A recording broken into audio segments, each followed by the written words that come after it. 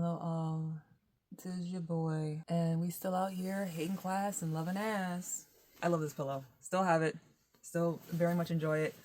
Changed his pants, shorts. Call this my Hosick pillow, for obvious reasons.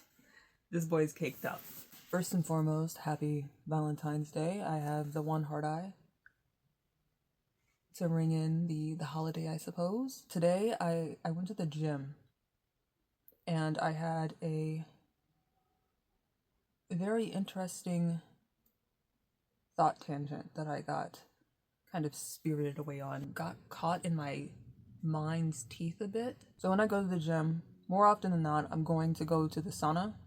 And so I have to put all my stuff in the locker. And of course, I bring, a lock. And mine is one of those like little combination locks that you, go right, left, and then right. And I had an interesting thought when I went to open this lock. And it's something that happens to me. It's been happening more often. I've been having issues with remaining conscious when I tilt my head back. And it's not so much an issue when I'm not exhausted or I haven't exerted myself, but I will see stars. And I've had times where like I literally just passed out like real quick. It was just real quick. I like blacked out for a second and then woke up on my knees. And so sometimes I perhaps overdo it when I go to the gym. And so I had come out of the sauna and I started to go to unlock my lock. And you know how when you like pick up a lock and you're going to put in the combination and you keep missing the number that you want to get to, you keep fucking missing it, like just repeatedly miss it over and over and over again to the point where like you stop even thinking about stopping on the number, you're just twisting it. And that's what I was doing. I was just rolling this thing around thinking about like, holy shit, it's so much easier just to spin the wheel rather than, I don't know, have some kind of purpose to what I'm doing.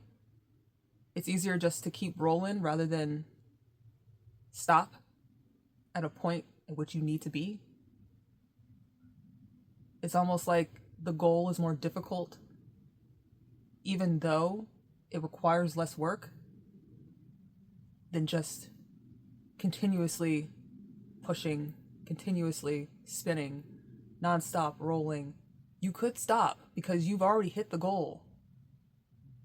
But it's a lot easier to mindlessly move without considering where you're trying to be than it is to make a concerted effort to spin the dial to 15. Just spin it to 15. You don't need to keep going. I just thought it was really interesting that, to me at least, it was mentally, I could just turn my mind off and spin this dial rather than actually try to unlock the lock.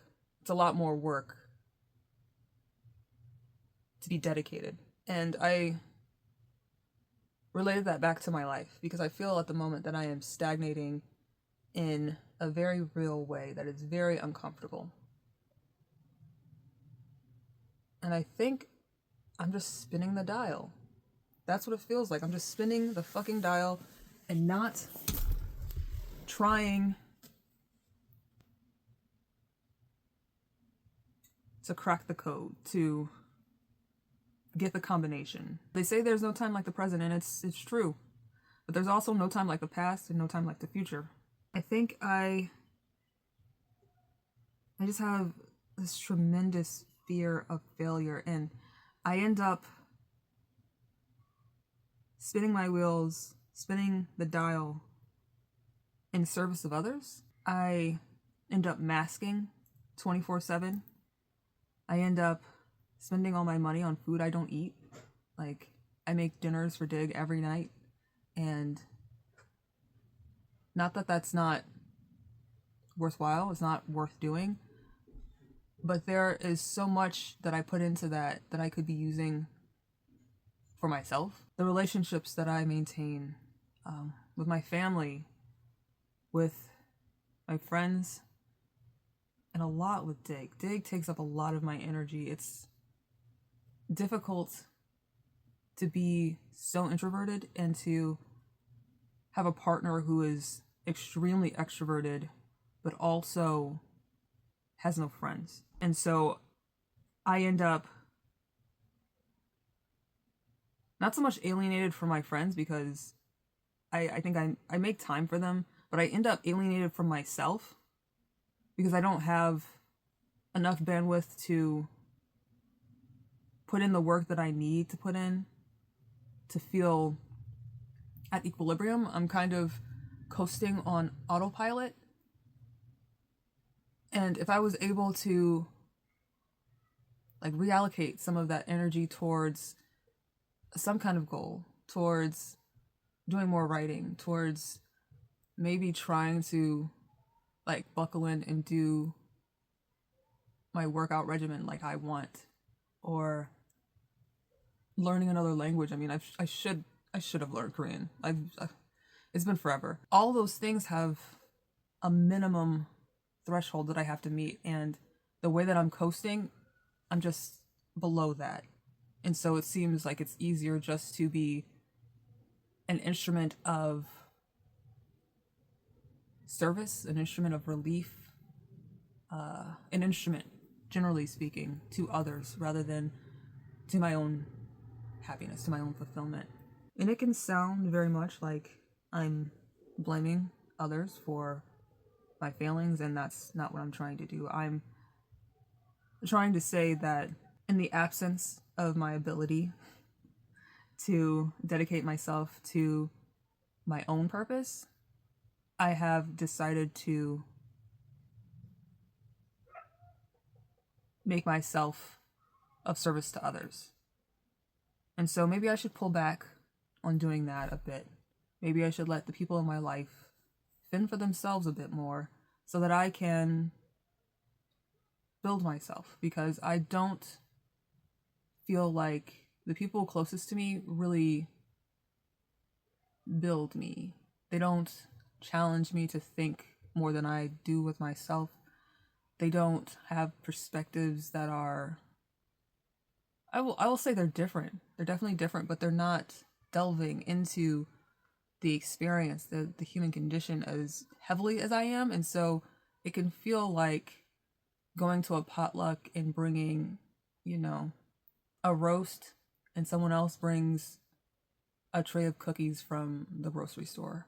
It can feel not like you're being snubbed, but this is junk food and this is not going to help me. And so I have to find that purpose, that fulfillment from somewhere else, and I always end up back at me. But I'm scared of failure. I'm terrified of failure, because when you dedicate yourself to a goal, when you decide that this is where you want to be, when you finally reach the point where you should be there and you're not there, it's demoralizing. It's distressing. It's a lot. It's fucking devastating.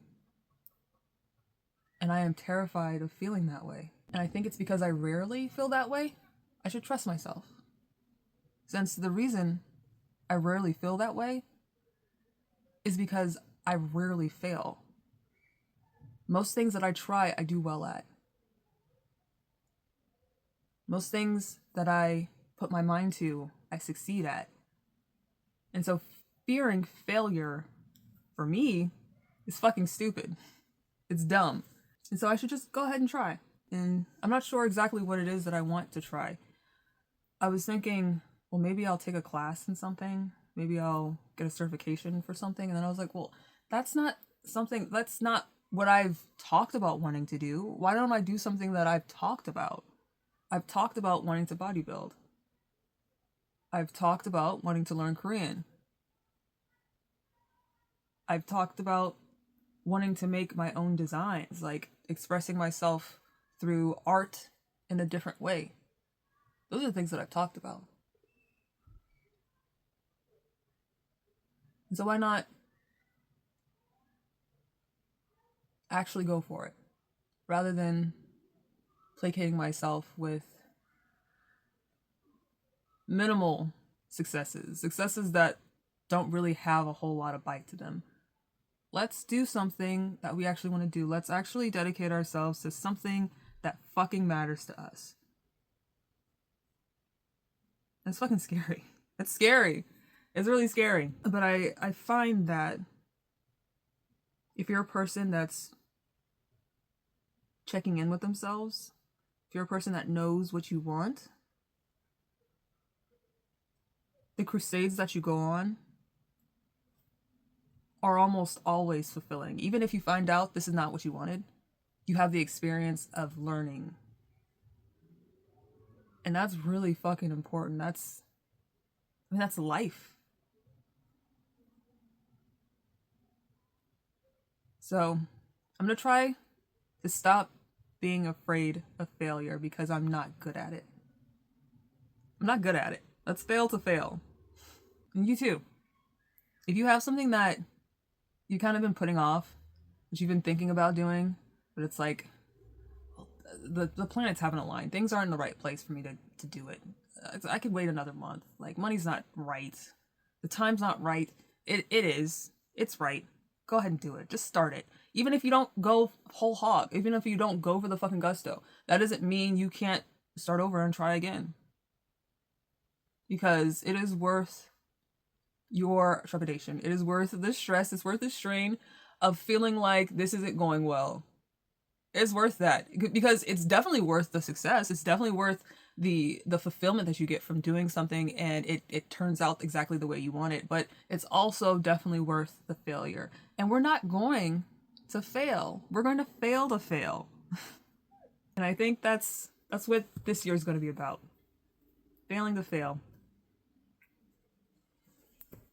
Because really the only way you fail is when you don't fucking try. That's the only way an experience doesn't impart anything onto you. Is when you don't try it. Because when you fail, you're still succeeding at finding something. You still learned something if you've done the experience. But when you haven't done it at all, when you don't do it at fucking all, that is the only time where you actually failed. And I've been failing for a while to do things that I want to do. Yeah. Fail to fail. That's what we're doing. That's what we're doing. I don't know if I'm going to feel this way tomorrow. I don't know if it's going to last, but at this moment, I feel like I owe it to myself to squirrel away a little bit of energy to do things that I know make me feel better, make me feel fulfilled. And of course, it's baby steps. You don't go, all the way in the first try because that's not sustainable. Just know yourself, know your limits, and know your mind. Know when you're burning out because your body gives you those signs. Burnout does not sneak up on you. Despite it feeling that way, we're very much conditioned to ignore the warning signs of our bodies, our minds falling apart on us. Try it. Try it. Just try it. It's fucking scary, but try it. Go ahead and fucking try it. Try it. Do it. Do it. Fail to fail. Okay. You got this. I got this. We got this. Let's fucking do it. Let's do it.